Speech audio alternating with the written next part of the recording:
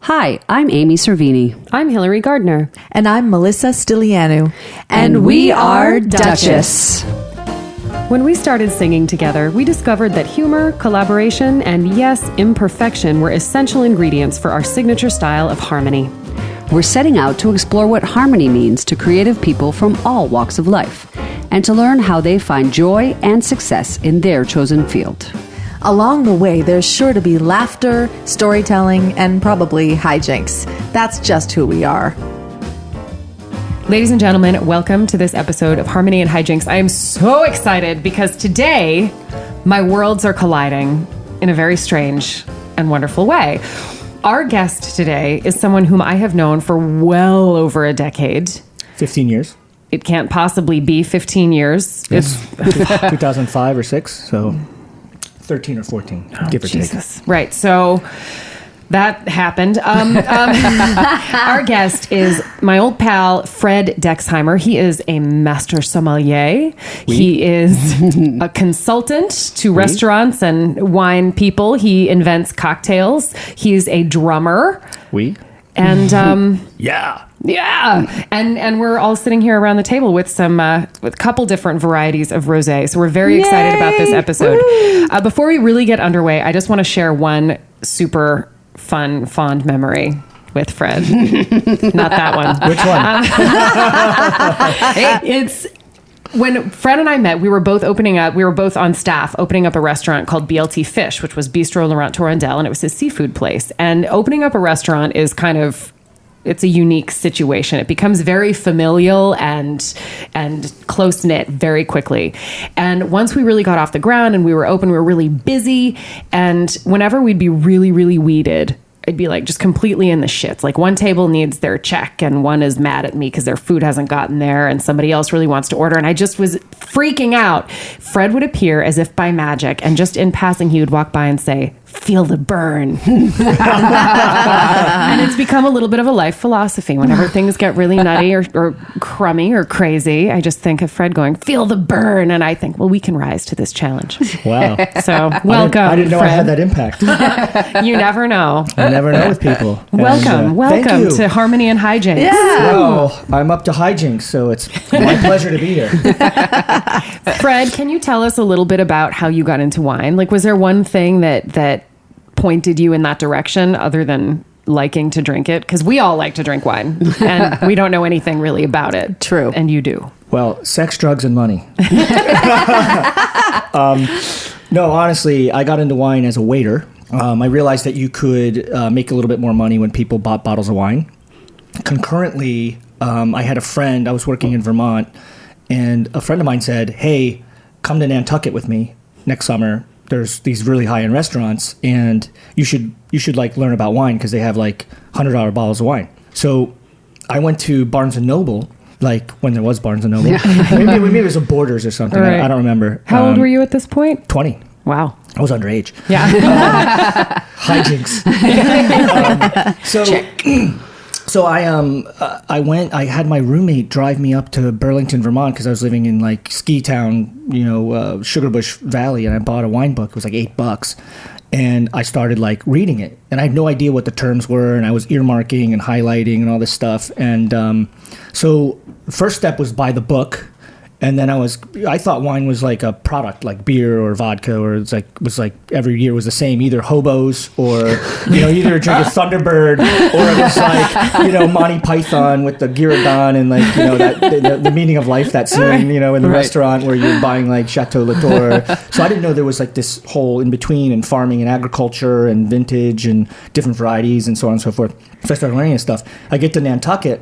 And I get a job at like one of the highest end restaurants. I got a job at one of the retail wine retail shop. I started bartending. I literally worked my ass off I was working 14 of 14 shifts. Wow. Lunch, dinner, lunch, dinner, lunch, dinner, Oh my lunch, God. dinner. Oh, wow. And I was 20. multitasking, right? So I was doing retail shop. I was doing waiting tables. I was bartending. And I was like stocking cellars and so on and that kind of stuff. And, fast forward a couple of years, I got an opportunity to move to New York to be the cellar rat for Danielle. Oh, which wow. is Danielle Boulud is one of the greatest chefs on the planet, Yes. one of the greatest restaurants in the world. and I got an opportunity in 2000. What does that mean exactly when you say a cellar rat? Cellar rat. Explain. What does that entail? Good question. This is New York means City, you're like so in the trenches, like Nosferatu, like no, it's what you receive wine deliveries, you stock bottles, you organize the cellar. I mean, that cellar probably had $1.5 million in inventory. Wow. I don't remember what it was at that time. I was too young to. I didn't see the numbers at that time, but there were probably like 1,500 different bottle selections, and you're dealing with high-end wine, Right. Burgundies and Bordeaux's and Champagne and California and all like the top marquee wines. So I was responsible for, receiving wine and stocking wine and putting it away. And this cellar was a real cellar. It was like in the basement, like further down than the subway. Yeah. And it was a dirt floor. Wow. And it was like, rows and rows and rows, like maybe 8 rows of like kind of bookshelf, Wow. cubicle stuff. I mean, IKEA is great now because you can make you can store your wine in IKEA. The Kallax is the best thing to do. Like those cubicle things. I know Kallax. Yeah, Kallax is great. I live by Kallax. So it's my IKEA? favorite planet. IKEA, if you're listening, we would welcome your sponsorship. Yes, Yes, please. I got more for you. Wine glasses. So you basically are the steward of the cellar, so that service can happen, and so you make sure everything's organized, everything's stocked, stuff is put away, but then stuff is also you get like a sheet that tells you what was sold the night before. So I would also bin that and get it up to the service station. So I mean, I would do that for about 4 or 5 hours in the morning. I'd start at like 9 and go to like 1 or 2 in the afternoon, and then I'd take an hour break. And then I worked a double. So I worked. Oh my gosh. That was the, you know about doubles. Yeah, I do. So, and then, fast forward, I worked at Gramercy Tavern and I met Laurent. My first job ever was the sommelier Cello, right? Yeah. But yeah, so I mean, a funny story when I got the book though, to kind of go back, is I was 20 years old and some of my colleagues, they were, 21, 22, because I moved up to Vermont with a couple, like, guys that were older, all high school friends. So they were like, I was a freshman when they were juniors and seniors. And I was like, go to the store, the 4th shelf, the 8th bottle, it says Beaujolais, and buy that. And go to the 5th shelf, the 15th bottle, because I was 20. I didn't have a, so I was studying wine underage. And I was reading the book and I was like checking off and I was learning as I was like, maybe like with music, you would like, it's like sheet music in a sense, like you're just trying to play the notes. Yeah. And then you're listening to like something, you're listening to the song, you're looking at the sheet music, and you're sitting down at the piano and you're trying to like make it all come together. Synthesize it. Yeah. So that was, but I was doing that when I was 20. So Hey, by the way, harmony. Check. Check. That's 3-part that's harmony. Got it. Yeah. Right? That's right. Well, my introduction to 3-part harmony is the Eagles. I don't know if you like Eagles. Hey. Turn up the Eagles, the neighbors Yeah, are listening. man. But yeah, and fast forward to Laurent, and that's where you and I met. Yep. And I've been working with him for, since 2003, so that's 15 years. But Yeah. and my journey has been all over the place. So That's amazing. please fire away. Well, and so Fred probably won't brag, so I will do a little bit of bragging on his behalf. I think it was when we were at BLT Fish together that you passed the Master Sommelier exam. Is that correct? Or was that after that? I was taking You the were in the exam. process. So Fred can tell us a little bit more about exactly what that means and what goes into it. But I can just tell you, for all you lay people out there, that there aren't many Master Somms in the world. 236? To be precise. Oh my gosh. In the world.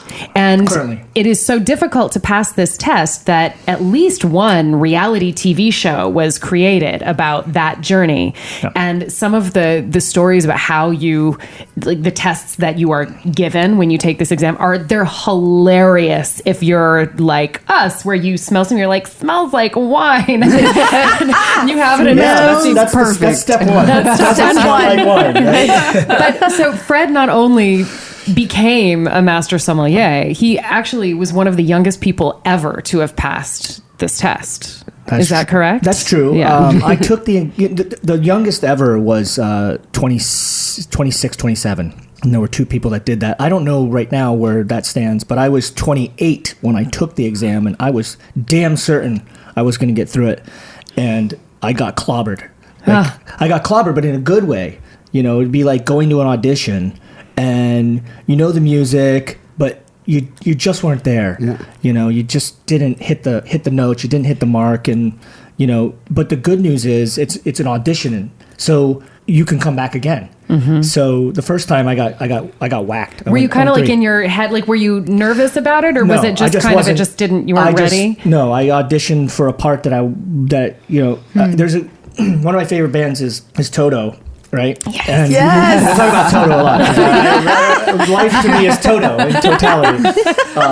One of my favorite musicians, guitarist Steve Lukather, and he's going to have a book coming out called The Gospel According to Luke. And one of the stories is I like that. He auditioned for Zappa. Wow. And he was like 17 or 18. He was a young, you know, like prodigy cat in LA.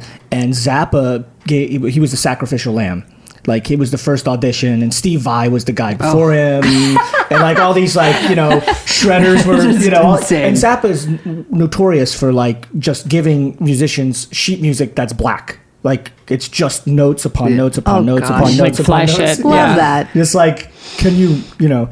And so Lukather just went in there and got destroyed. And I hearing his story, just I guess I heard it on a podcast actually a couple of months ago. It reminds me of that. Like, you're in there, you're enthusiastic, you think you're going to get it, and you just got your ass handed to you. But I also look, you know, some people can look at it, and this is a philosophical thing. Some people look at it like that's not fair, or this or that, or they were out to get me, or you know, because that was a lot of the you know, like, oh, that professor doesn't like me, or that guy's giving me a hard time. I mean, I was watching the Paper Chase, you know, with that professor who's just like the hard ass professor, and like, which is an old. Have you ever seen Paper Chase? No. Gotta see it. The professor, not John Gielgud, what the hell's his name? Anyway, he won the Academy Award for Best Supporting Actor in 1973. But you know, I looked at it as an audition. I was like, great. Like, now I know what I don't know. Yeah. So then I workshopped the specifics. Like, I workshopped, it would be like, my pinky's not hitting that note, or I just worked on the very specific things that I didn't hit. Yeah. Like, because I had all the foundation. I didn't have to change anything. I just had to up my game in certain places. So, you know, I have a very interesting way of thinking about, you know, the mind is not elastic, is a Sherlock Holmes quote. It's an attic. You have to organize everything. So I couldn't like put more information in. I had to organize it better. So that was kind of where I started to kind of go into my own brain and start to, you know, move some stuff around. So what was, just to give us a sense of like what you were doing for that? I mean, what was like one of your favorite things and one of the hardest things, or what is it, you know, you're in the hot seat at this exam. Like what did you polish up? Give us an example. So theory. So there's three parts, right? There's a theory part, which is just basically knowledge, questions, and base. You know, be it music theory, art theory, et cetera, which is the most important thing. You got to build that. Like, if you don't have that, you can't taste, you can't do service. You're gonna get clobbered. You know, you're gonna get beat up. I think it probably, maybe for you guys, it's the same. Like, knowing different types of you know, singing and different types of... If your fundamentals aren't in, you're going to get your ass kicked if you don't know the basics of what's going on in the history and the... There's only so far you can go if you don't, have the mechanics down. And I would imagine for the three of you, you all kind of found your place, right? Each of you play a different role within your song structures and your arrangements. So you have to know where you stand. You have to know what your weaknesses are. You have to know what your strengths are. And you have to know where you're at. So the theory part is really interesting because, you know, now it's about flashcards. Everyone's got flashcards. All the sommeliers, they carry around like these rubber banded, like hundreds and hundreds of flashcards, which I kind of did, but I kind of knew the question. I knew what the questions that were going to be asked. I went over them time and time and time again, and basically what I knew, I checked off. It just went away. But what I didn't know, I kept going after, and there was a certain point where some stuff you just don't understand. You just can't. Your brain can't hold it. Whether it's Italian wine or German wine or Hungarian wine or grape varieties or certain types of production methods, blah, blah, blah. So I was doing that concurrently. But the beautiful thing is when I was at BLT, you know, with you, BLT Fish, I had multiple different types of restaurants. So I was able, and I used my By the Glass program. I would tell, Jen, who was a somm then, and I had like 3 different somms. I had Brett, I had the Phantom, I had Gene Jordan, and I had Boy Wonder. Who's Boy Wonder? Colin. Oh, I was thinking of the art thief. Well, That's a whole other story. Wow, this is so interesting sounding. Anyway, yes. We had a closet. What's the word? Ladri.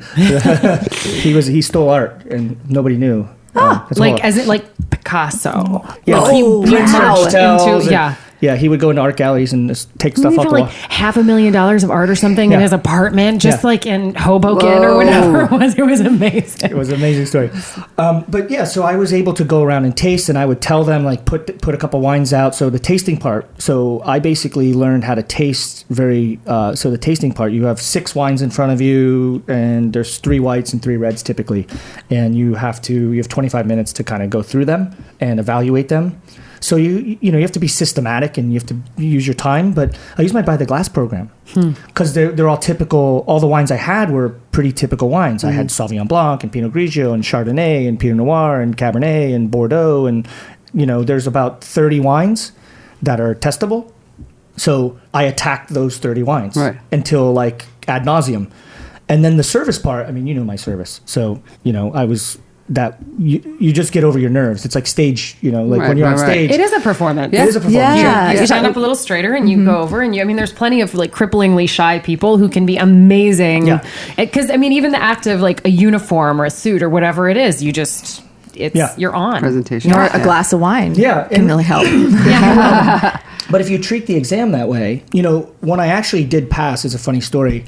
I was in Napa and the test was in San Francisco. And I went for a run that morning. I was way up in like the best spot you could ever be in, like on the top of the hill in Napa, looking over the whole valley. Wow. And I went for a run, a 2-3 mile run. And I remember getting a phone call from a colleague that was in San Francisco. And she was like, "Fred, where are you? Why aren't you here? Your test, da-da-da-da." I'm like, I'm sitting here in my bare feet on grass on a hill in Napa. My test is 2 hours from now or whatever, 3 hours from now. The final piece of it, the tasting. And leave me alone. So, I had found that piece. You reached a Zen place. Yeah. And then when I finally got to the hotel in San Francisco, the Mandarin Oriental, they were running behind a little bit. So I went to the bar. Right? And yes. What's your tipple? So no, typically you do a shot of tequila or you drink some chartreuse or something like that. Chartreuse, Jesus, Fred. I forgot that about you. But, oh God, yeah. I forgot that about forgetting that. So what I did was I saw 3 of my enemies on the wine list. Like wines that were problematic for me. Yeah. So I saw like an Albarino, which is very tricky. It's a Spanish white grape variety. That's can it trick you like into thinking one. It's a Riesling? Because that happened to me a lot. Or it could trick you into Pinot Grigio. It could trick you into Chablis. It could trick you into all kinds of different things. And not just me. I'm an examiner, so I'll listen to people talking like it's Albarino, but you just called it Chablis in the first 30 seconds. Wow. And they'll talk for another 3 or 4 minutes, and you're like. And I'll write it down, and I'll be like, "All right, you called it Riesling." So I ordered 3 glasses of wine. I was like, "I'll have the Vouvray, I'll have the Albarino, and I'll have the Pinot Grigio." And I sat there for 10 minutes and just was like, ding, ding, ding, ding, ding, went back and forth. And they're like, "All right, Dex, you're up." And I was like, "Great." And I think like 2 of the wines were those 2 of the 3 of those. So, I kind of gamed the system a little bit, but. The test itself, I would say, you just got to be, like you said, in a Zen, you got to kind of just let it go. You got to put your feet on the ground. That's what I was saying about your feet in the grass, yeah. And bare feet, and you kind of just, you got to just let it all be, and just leave it alone. Yeah. Just like forget everything and just be in the place of everything you know. Yeah. Which I suppose is, I certainly know for myself and performance situations or audition situations, that's a lot easier to do once you've gotten the lay of the land. Yes. And you have a little bit of a sense of like, this is who I am, this is what I'm doing. I kind of know what to expect. Well, if and you you go through a detach couple a little from the detach. outcome. If you have a couple auditions, though, it makes it a lot easier. Absolutely. Those first couple of failures. I like them. Really, they help. They set you up. Yeah. You're like, oh, and if you get dejected, that's your own problem. Yeah. And you bring that in the door with you too. If Yeah. it's there's an art to it. And I think that's a thing in jazz too. You learn all this stuff and so much language, and then your job is to forget it once you get on stage. Yeah, the and best performers do that. Right. Yeah. And they, you of course all that stuff is in there because you learned it. But if you just get up there and spew, that's not interesting. No one cares about that, And how many Whereas, actors have said, like, I walked in and I just didn't care, and I got the part. You hear that all the time. Yeah. When we interviewed Nat Wolff, he talked about that, about as it related to acting. And he'd gotten it from his father, that idea of amassing all the data and then letting it go. Yeah. And his father, a jazz pianist, communicating this to his son, the actor, was drawing on a baseball analogy. Right. So I think there's we're hitting on some universal wisdom, you Right. guys. You spend years perfecting your swing, right? Or years perfecting your pitch or your technique. But when you go to the plate, I saw your little Yankee, Bitmoji. She sent me a Bitmoji Yankee breakdancer. I was like, Nice. damn, that's cool. She's always tweaking it, that Hilary. I like it. Bitmoji, and I was going to try to, I can't change my clothes though because I'm just, Yeah, you can. I tried. I couldn't do it. No. Well, we'll work it out after the taping. We'll get in there. But but imagine when a baseball player is having a slump, right? Yeah. And they adjust their swing and then they keep having a slump. That's what happens, right? They make a tweak and then it's over. Or something's not working for them. It's the same thing. I would imagine as an actor or as a singer or as a musician, I play drums. And when I think about playing drums, when I play drums, it's terrible. It's absolutely atrocious. Yeah. But when I go in and I'm just like, all right, and I know the musicians, and I'm not a professional by any stretch of the imagination. I'm a recreational hobby drummer, but like music's kind of just, it's like hanging out. Yeah. Like, get a couple people together and you play some music, and hopefully it all, it doesn't sound like Einstürzende Neubauten and a bunch of trash cans smashing together. And even if it does, if you're having fun, if you're that's having kind fun. of all that matters. But when you let go and you like just you trust what you have, you can groove. You can have fun and you can, and that's what I feel like with as a sommelier, like you can when you hit the floor, you can like groove, and that was the fun of that era for my life of working with you. Remember, it was like. It was a 3-floor restaurant, upstairs, downstairs, and Hilary was in the private dining room quite often. And I would be zipping up and down 3 floors because the fine dining restaurant was on the 3rd floor. We had a casual fish shack on the 1st floor where the main bar was, and kind of the more action and fun. God, that's right. We're all like anyone who wanted a cocktail. It was like on the 1st floor. Jesus. Yeah. I think I came there once. I think you must have. Yeah. I think I did. I think I was on the 2nd floor. What was that? That was Middle? the private dining. That was that Hilary's wasn't world. there. Hilary that and was Amy. my world. You might have. Was it? How would I get in there? Well, you might have poked your head in and said, No, I don't ate there once, I think. So it was probably on the top floor. Yeah. Oh, maybe that was the sky. I don't remember. Yeah, but I mean, back then I had complete command of my profession. Like I had complete command of my world. I was I was feeling the burn. I was feeling the burn. You remember, push yourself, feel the burn. That was the other one. Push yourself. You can do it. I mean, if someone had said that to me in my 20s working the floor at the Rex, I would have clocked him. Not if it was Fred, because he was Maybe right not. there in the weeds with you. That's the difference. He wasn't like leaning against a wall. He was like his brow sweating, a napkin over his arm, like, push yourself. Now that I think about it, there was a waiter at the Rex Hotel, a fine dining establishment in Toronto. White tablecloths, no. Slinging beer, cash and carry for like however, for the first 30 years. They only started using computer systems recently. But anyway, this one waiter, John Bossy was his name. It was his Aptly name. named. His name. He had worked in fine establishments before, but was working at the Rex, but carried himself as if he was in a fancy restaurant. He was hilarious and very erudite. Is that how you say that word? Erudite, yes. Excellent. He was well dressed and yes, quite he dapper. very composed and awesome. Sartorial. Exactly. And he was slinging beers along with me, but he always carried himself really well. And he said to me once, Melissa, never have empty hands. Like never, you can always find something to do when you're walking through Full the hands in, restaurant. full hands bussing. out. Yeah, I'd never heard that before. I mean, it was the only restaurant I really worked at. But I think about that all the time at home. And sometimes I do want to say that to my husband, but I think I can't quite pull that off out of context. You're like, come on, Jamie, just pass some socks in the hallway. Pick them up. But, life lessons. It's a good life philosophy. Yeah. I always either had a wine opener in my hand, or a bottle of wine in my hand, or a glass in my hand, or something. I like that. And I was, but it was fun. I mean, we had a lot of fun. We did have fun. That was a good time. And I remember being there. I was like, I just decided this is my last restaurant job, because I was going to. You were a singer. But also, I mean, I was there for 5 years, which was, I mean, I've worked at many restaurants, and that was by far the longest I'd ever spent at one. And it wasn't like this is my last one because I'm going to get out and never come back. Although, it wasn't necessarily that I wanted to stay forever, but I wasn't going to leave that job because it wasn't going to be more fun than that. I mean, it was such a nice blend of people and energy, and like, you get familiar. to a point. Yeah. I mean, and I just had gotten to a point where it's like, I've done a lot of restaurant jobs. I know the lay of the land, and if I'm going to do this, then I'm going to do it here. Yeah. And otherwise, I'm, Well, it's hard, do to something your else. point. Moving around is difficult.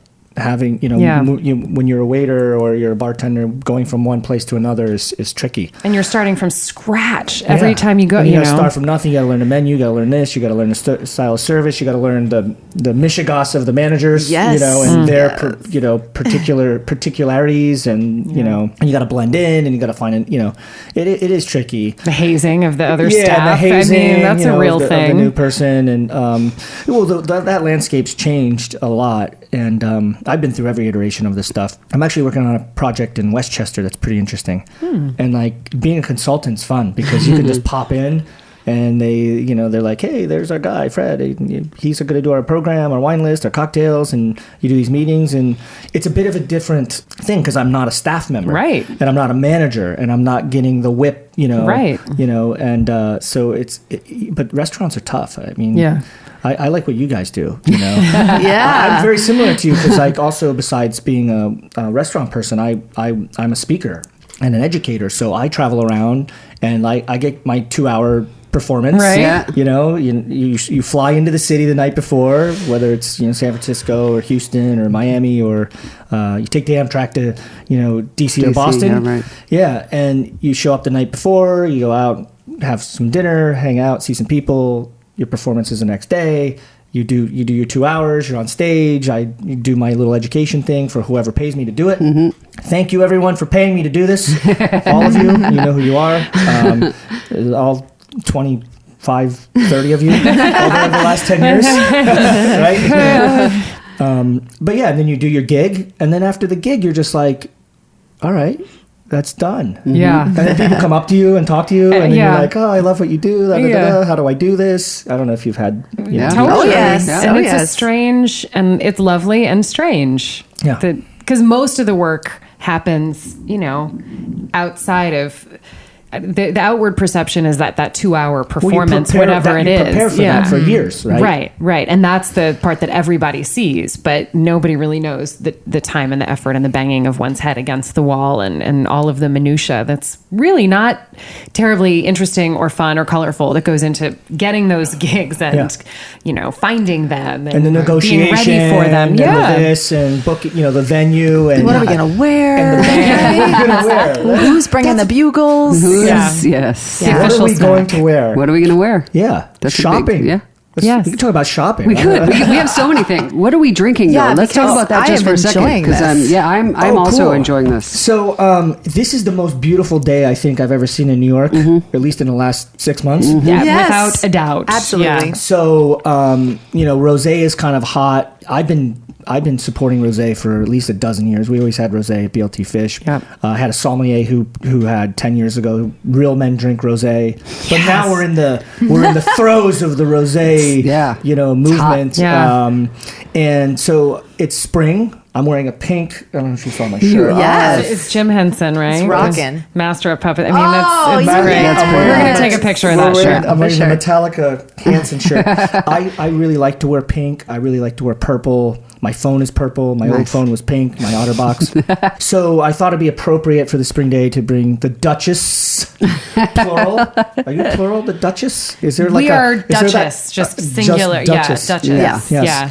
So I thought it would be appropriate to bring y'all, some rosé, and Always the right choice. Yep. I went right straight to my local wine store, looked in the cold box, which you do when you're in a pinch. Yeah. And I found the Barrymore, which is the legendary actress Drew Barrymore. She's got an interesting take on how rosé is made, by the way. She's a better actress than but this wine's from Monterey, and it's the Barrymore Pinot Noir Rosé. Nice. So and we played the Monterey Jazz Festival. We did play the Monterey Jazz Festival. Yeah. Yep. That must have been awesome. It was It was awesome. awesome. so great. And we all wore pink that day. We did. So no, this is all. did we? I don't Well, it was remember. pink and black. Is that what we did? That was the pink and black day. There you go. Well, I have So a black this is really sport coat perfect. and a pink jacket. This is omnipotent. This Yeah, is it like, is. Yeah. This is so yeah. We're gonna take. We tasted that early on, and rosé's fun. This is I think $15 or something, Yeah. and it's a screw top, so you can just I like you know, that. fan. put it in a Love purse, that. put it in a backpack. Yeah. I two mean, solo cups, in a backpack. Yeah. Yeah. I love the proliferance of screw tops. Actually, like I I'm a remember when I first started like waiting tables, I was also 20, and it was just kind of like, oh, seriously, Yeah. screw top. I mean, it was really because only really shitty wine had a screw top, and then it slowly kind of started to change, and it absolutely delights me now. I think more people are just embracing day drinking and public intoxication. They're like, we got to put this in a can, Yeah, I mean, for you musicians who have so much time on your hands between performances, day drinking is great, right? Yeah, exactly. So and then the second one, I want to do a little pop for you. Yes, so, you would. I've always had rosé sparkling wines by the glass on my menus. So this is a Prosecco rosé. And Prosecco, Yay! so rosé and Prosecco are the two hottest growing categories in wine in the United States. It's on fire. It is like, it's jumping leaps and like percentage wise, 200% a year, 300% a year. Like, Wow. We are ahead of the curve, ladies. Oh, yeah. We've been on those You for mean a people long are time. drinking them more? That's what you mean, right? And dudes too. Like the rosé movement is real. Rosé. Rosés and rompers. I'm telling you. Oh my God. Yes. Yeah. The images is right. It's really, yeah. Rosés, rompers in the Hamptons, right? Yeah. Or Williamsburg. It's vivid, yeah. So I'm gonna pop something. You're not supposed. I'm gonna take a video You're not of you. supposed to do this, but I'm just gonna let it rip. Right? Yeah. Let her rip. So little. Is look this at that. American, Fred? Where No, is this is from Italy. This is Prosecco. I've had the regular Prosecco. This is the but- Mianetto, which is kind of the most popular Yeah. Prosecco on the planet. So we're gonna get. Is it from the Veneto? It's Veneto, yeah. Yeah. Let's see. It's the happiest sound in the world. Right. So in my world, ladies, Duchess, we're supposed to make it silent. Right. But more and more, I want to go against these kind of like traditional proclivities, right? Like the sound of that makes happiness, right? It's like that is the most happy sound Yeah. in the world. It makes you turn around. It makes you think that something's happening. Someone had a birthday, someone had an anniversary. Yeah. Yeah. It was your first time doing something, or anyway. And it's the only sense that's not necessarily engaged with the taste, right? That's why we clink the glasses. Yes, for and the we- sound, the sonic element. Right. Yeah, the sonic element. Hey, what are you guys cheering about? Yeah. Let's do that. Let's do that. Oh, yeah. Duchess. Yay. Harmonious, Fred, hijinks. yes. I love the name. To pink. And, Pink. and I'll be rocking your wine world. That's my ditty. Yeah, we're going to talk about that for sure. Ooh, that is just delightful. Really good. Oh, yeah. It's not. See, Now it's spring. yes, right now the spring just happened Just in your happened. mouth. Yeah. It's just like cherry blossoms. Yeah. And if you know the concept of synesthesia, Yeah. where you can see like some people can see music Messiaen. and Yeah. like numbers and Colors. and Yeah. like literally when I taste this, it reflects the way the clouds and the sun and the blossoms outside, and you can just close your eyes and you get it, right? This isn't a very complicated wine, and wine doesn't have to be complicated, by the way. And I think most of us overcomplicate wine, and that's again back to kind of the Master Sommelier story and how I approached it as a professional back in the day when I was the beverage director and the sommelier. I didn't complicate it. I understood it so well that I was able to communicate it in a way that was I was always accessible. Very, yeah. I had a lot of ease, but I was also easy in my own skin. And you don't have to spend $50 or $100 on bottles of wine. If you do, you probably don't know very much about wine. Well, if you do, you have money. Well, right? sure. Well, I mean, it's nice to really up the ante, but I mean, really. There's any wine store worth its salt, if you walk in and you're like, I have like a ceiling of $20 and I want something nice, they should be able to point you towards something really lovely. And I've over the years, when I left, kind of the fine dining thing and the fancy sommelier and the 3-star, 4-star restaurants, where you realize how spoiled you are. Yeah. Like, it's insane. Our average bottle was $100, $120. Wow. BLT steak was average bottle was $125, $150. Oh, maybe that's where I met you. Yeah. We went once. Oh, we went to Prime. We went to BLT Prime. With Monday yes. Yeah. That's where we went. Did you work there too? I was present. All right, yeah. Maybe I was anywhere, all of a sudden, I just time. had a vision of you at the table. I'm sure that it was at Prime when we were. Well, look you would remember this. Well, actually, this is actually a perfect moment because now we're drinking wine, but we always talk about harmony in this podcast, and we started to before we even started rolling. But we talk in our podcast about humor, harmony, humor. Collaboration and imperfection being our sort of signature ingredients for harmony. That's what makes for a harmonious trio. Fantastic. You said what? Sex, drugs, and money or something at the beginning? Yes. I think that there's probably a different answer in there somewhere. there is. But what ingredients, maybe it's a two-pronged question. For you, like what makes a harmonious wine, but also you do all these different things in your career. Like what is harmonious for you in that sense? Jeez, making sense of all this is I'm like Ornette Coleman. Yeah. What's it? Kamali Washington. Kamasi Washington. Yeah. I'm very abstract in a sense and very avant-garde, but I also can play pop hits. I can, like, the project I'm working on now is the greatest hits. It's 50, 60 wines, and it's straight down the middle. It's Chardonnay, Pinot Noir, Cabernet, no frills. Cocktails are derivatives of, Cosmos and Manhattans and Negronis and et cetera, et cetera. But my take on it, because I hate to use this word in a sense, but I have complete command of my my skill set. But if someone wanted to hire me to do something in Williamsburg, I'll do the most esoteric, crazy wine list that you could do. But my skill set ranges in a lot of different things. And I mean, one of the reasons I was successful in restaurants is because I can deliver the goods to the owner, as far as, the financial piece and the administration piece and putting together organization. I can work the floor. I'm organized. My lists look good. The guests are having a good time and the staff like me. Yes. That was a huge piece. And when you have in New York, you have such a diversity of staff. We had like guys from Bengali guys, Mexican guys, Colombian guys, Ecuadorian guys. I've worked with Chinese guys, Japanese guys, Turkish guys, gals, etc. You really have to ingratiate yourself to them and like they're your team. Mm-hmm. And so I think that's a huge piece of it. Like, I would assume for you guys, it's like having your band. Yeah. You don't have a band and they're like, you guys, the Duchess, they're a bunch of like, biatches. Yeah. No, totally. I don't want to work with them. Biatches. Their alter ego. Yeah, the alter ego. Yeah. But, people skills are very important. If the band important. doesn't want to work with you, where are you at? Right. So if sing into tracks, that's where we'd be at. Right, karaoke. That's where we'd be. Let's do it. And nothing's in sadder the basement in Koreatown. We're back at Toto. That is it's good. It's a my classic. first karaoke song was actually White Wedding, which did nice. really well. That I have to tell you, Fred, nothing would surprise me less than knowing that about you. You want to know where I was though?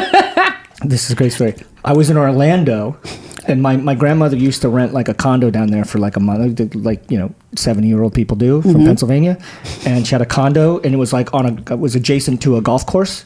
So then there was like a clubhouse, and my now wife and I went to the golf course like 9 o'clock, 10 o'clock, and it was locals. Like chain smoking, amazing. Alligator skinned, Floridian, amazing, right? And it was a karaoke, and I was like, I'd never done karaoke. Really? My first time. No, see, that's the part I find surprising. Nothing else. Yeah. That was in my early mid-20s. Probably around BLT Fish time. Yeah. No, it was actually before. Right before, It was like 2002 or 3. All right. I was a young lad. Young lass. And I was like, I'm going to do it. And I drank like 4 gin and tonics. The only way to do karaoke, by the way. Enough like mustard to do it, And I get up there and I'm like, start again. And like, Nice day for us. yeah. But you'll be even more impressed with my next endeavor. I tried to pull off What a Fool Believes. Wow. Yeah. Wow. I can't do that. My voice is a little wonky right now. But, when you get the muck on the dark going. And I tried to pull off What a Fool Believes.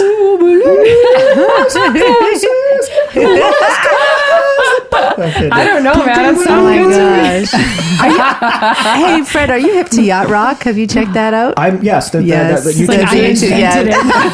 That's hilarious. I'm the biggest. Well, there's actually there are bigger Toto fans than me in Sweden, Holland, Norway, But not in the United States. I'm not there. I'm in multiple Facebook Toto fan club pages. Oh my goodness. You're the best. Okay, so I think we've established it's organization, people skills, and Toto. Those are like your harmonious. So Well, back in the day, so in the Fish Shack, one of the songs that would rotate would be Africa. For sure. And yeah. I noticed that, like, no matter what, when that song came on, people started like, and it's called, now I know what the term is, it's called vibe dining. Vibe dining. When people are like eating and they're like bopping like this, and you're like moving to the music. Yeah. For those of you who can't see us here on this because that beat podcast. is Totally. Are they singing along? I'm that asshole in the restaurant who's like, Now they are, Always. because Toto's Yeah. had a complete renaissance. Yeah. And it's but even because John, remember John Gonzalez, the manager, bald guy. Yeah, sure. He would put He'd that play, on. of course he would. As soon Yeah. as I walked in the door, he would put it on because he would put on Africa, and I'd be like, "Yeah, man," Yeah. and I would like and give me in the mood. Like, I'd be in the mood. I'm like, "Yeah," and I would go upstairs and sling some bottles. Yeah.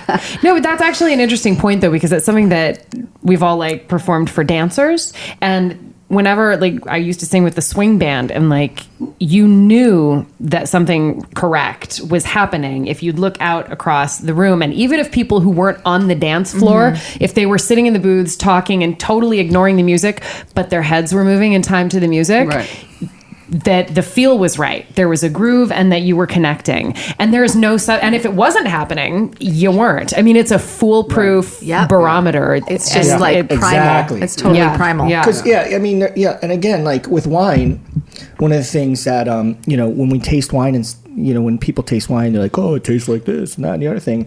When I taste wine, you can see me smile or you can see me like whatever. So one of the interesting things that I've learned, and one of the reasons I wanted to do my podcast, which I'll get to eventually. No, we're getting there, baby. No. I mean, in general, Rock Your Wine World is that musicians. I've learned that musicians or actors that are, they travel a lot. And they're on different sets and they're in different situations. They play different characters, or they're in different cities and settings, and they go to different bars and hotels and restaurants, and they want to talk to me ad nauseum about wine. Yeah. And I want to talk to them ad nauseum about music. Yeah. Right. There's a simpatico for sure. Yeah. There's this like mutual admiration society where you're like, wow. Yeah, And a lot you of know a parallels. lot Yeah, a about lot what of you do. parallels. Like, Yeah. recognizing the artistry of the other person. Yeah. But I'm not one, and even when I was going for it, I wasn't like, I remember asking you what you drink, and you're like, mostly Belgian Trappist beer. Yeah. And chartreuse. Yeah.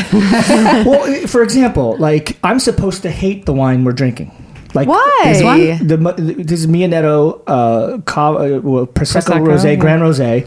I'm supposed to hate it because it's commercial. Right. There's probably 1 million bottles of this produced. And for someone of my status of a Master Sommelier, we're supposed to frown upon, Turn up your nose. turn up your nose upon this. But again, going back to what I was saying earlier, this is just a quaffer. This is just something easy and delicious. Yeah. And in the context of being in this podcast with you guys, gals, broads, Dames. this is the most appropriate wine. Yeah. So I know in the wine pairing theory, this is the pairing. Yeah. Without overthinking it. This is just fun, easy to drink. You're not thinking about it. It's just part of the conversation. Right. And that, I think a lot of wine people don't understand how to do. That kind of letting the wine be enjoyed and also this is like $15. Yeah. Right. Oh, that's wine right for the to people. me. I have a bottle in, not the rosé, I have the regular. Is this the one that Oded likes to keep? Yeah, we in keep the a fridge? bottle kind of on hand. You should. Yeah. You should always have a bottle of sparkling wine for that one moment. That's Because exactly you never know. When the kids go to bed. when you really need it. Yes. Or That's after the title of the podcast. You should always have a bottle of sparkling wine on hand. On I hand. know, There and you go. people ask me, I'm like, you should always have Or a bottle feel of the burn. sparkling. I don't know. Or feel the burn. The burn is nigh.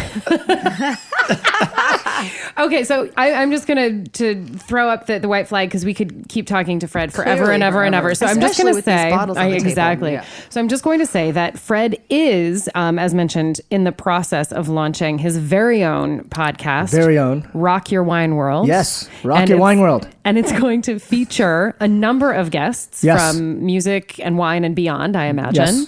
Maybe even your favorite girl on girl harmony vocal trio. Yes. Who knows?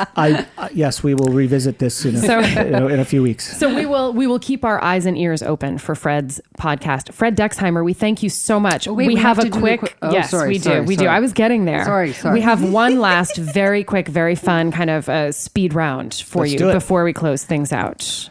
Boom, boom, boom. No, Got you it. too, because I don't. Okay, I'm well not then, gonna- boom, I've boom. been drinking this So wine. we remember them. So yeah, Yeah, me too. I am always the fastest. I always win at that game. Oh, no, mine was empty when he refilled. So. All right, and I'll take a little top off You say yes to or help no. to aid my I'll leave memory. these with you. All right, Fred, where were you born? Jersey City. you Fred. were. Yes, I thought it was Pennsylvania. I grew up in Pennsylvania. Oh well, next question. Next question. I don't remember the next one now. That was all I had in my brain. What makes you laugh? Y'all? Everything? Yeah. What makes you cry? Victory. Yes. Whoa, That's it. That's deep, right? deep. Yeah. I feel I that, cry though. in victory, not Yeah. defeat. Nice. Because the achievement is more emotional than, it's easy to cry when you're sad. I cry when I'm happy. Yeah. I don't know why. It's an innate reflex that I can't control. That's great. Am I next? You're next. What makes you dance? What song makes you dance? Oh man. I mean, we've only talked about this band. Yeah. They're good contenders there. Yeah, well, I mean, Africa, but like what makes me dance, like, I used to go to like technos back in the day. And, like, Really? Yeah. Wow. Like raves. Like raves, yeah. Wow. Yeah. I used to get down. Now Yeah, but okay, Michael Jackson, for example. If you Yes. hear like Yeah. some Michael Jackson stuff, by the way, Toto was all over those records, Thriller especially. But you And hear a Michael he Jackson wrote something song. for Toto, right? What did Human he write? Nature. Oh, or Toto wrote that for him. Toto wrote Human Nature for Holy Toto. shit! That's My mind is right. blown. Really? Steve Yeah. Picaro wrote I that. never knew that. And That's Beat maybe It- my Beat favorite It- Michael Jackson song is Human Beat Nature. It is the drummer of Toto, Jeff Picaro, and Steve Lukather, but Eddie Van Halen gets all the credit for that He guitar solo. does, yeah, But it's 'cause of really the song. Toto. Which- And he just came in and did the guitar solo. Wow. Yeah. Wow. They were on 5 of the 9 tracks. Wow. But my favorite song on that record is Lady in My Life, by the way. All right. That's the last song, and it's a slow groove, and it's like, it's sultry. And Michael gets down. You guys, we need more wine fueled podcasts. We do. What Get back profession other than yours would you like to attempt? Acting. Oh. So Or I'm an imaginary drummer. I've been thinking all through this that you need to either be a guest on or have your own show. Have you seen the wine show? No, I don't watch wine shows So because it'll interrupt. We don't watch American Idol. exactly. No, but it'll interrupt. So what I've determined, it'll interrupt what I'm up to because it'll confuse what I want to do.